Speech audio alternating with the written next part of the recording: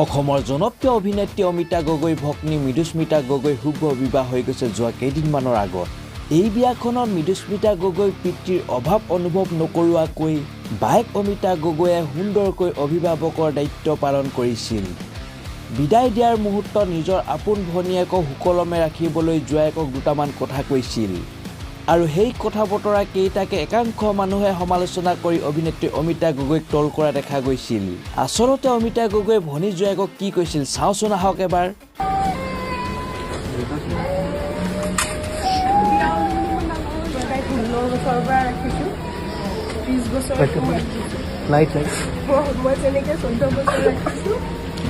बाकी गोटे लाइफ लगे मुझे एक कम्प्लेन नालागे जी मोर सेकेंड छोৱালী प्रथम छोৱালী मैं 16 बছৰ माँ देउतार পৰা তাইক লৈ আহিছিলোঁ মোক একো কমপ্লেইন নালাগে প্লিজ কিবা প্ৰব্লেম হ'ব মোক ক'বা একো নকবা শ্বৰ্ট টেম্পাৰ্ড হয় ডিয়াৰ ডেড প্লিজ কিবা প্ৰব্লেম হ'ব মোক ক'বা বাট একো কমপ্লেইন নালাগে প্লিজ